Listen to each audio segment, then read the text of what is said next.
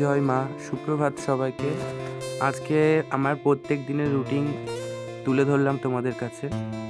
এক ভাই জানতে চেয়েছিল, দাদা তুমি সকাল থেকে মায়ের কীভাবে কাজকর্ম করো, একটা ভিডিও আনলে ভালো হয়। সেজন্যই তোমাদের সামনে তুলে ধরা। আজকে উঠতে যদিও দেরি হয়ে গেছে, বাইরের বাজারঘাটগুলো আমাকেই করতে হয়, তার জন্য বাজারঘাট রেশন করে এসে মায়ের ঘরে ঢুকে ঝাড় পোছা করছি।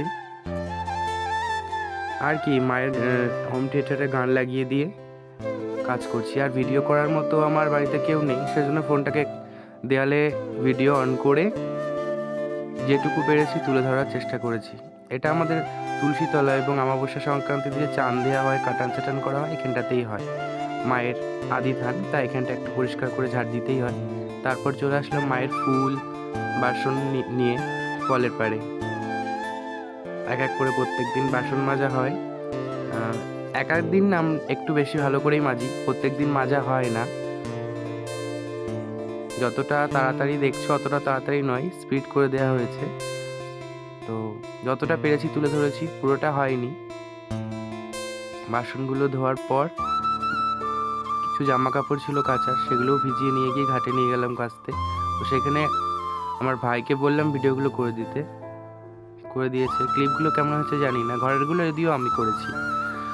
তোমাদের সাথে শেয়ার করে নিলে আশা করি ভালো লাগবে তোমাদের। চলো দেখতে থাকো।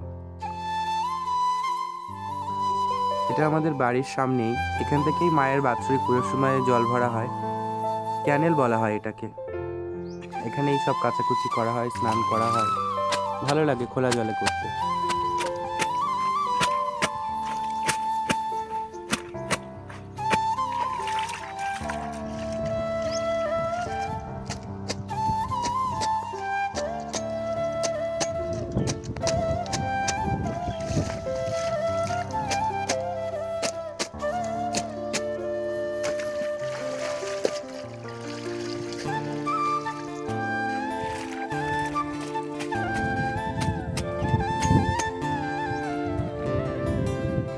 কেচে তারপরে গেলাম স্নানের ঘরে কাপড় চাপড় মেলে দিয়ে। যদিও পুজোর ভিডিওটা আজকে তোলা হয়নি, কারণ পুজোর সময় মায়ের দিকে মন দিতেই বেশি ভালো লাগে। কেউ থাকলে হয়তো ভিডিওগুলো করে বা করানো যায়, একার পক্ষে তো সবটা সম্ভব না।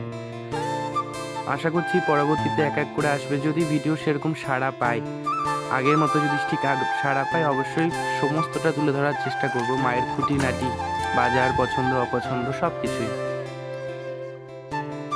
এই শাড়িটা বড় মন্দির থেকে দিয়েছিল আমার গুরুমা মাকে পরানোর জন্য। শাড়িটা ভীষণই পছন্দ, তাই ধুয়ে কেচে রাখলাম, মাঠটা যাতে যায়।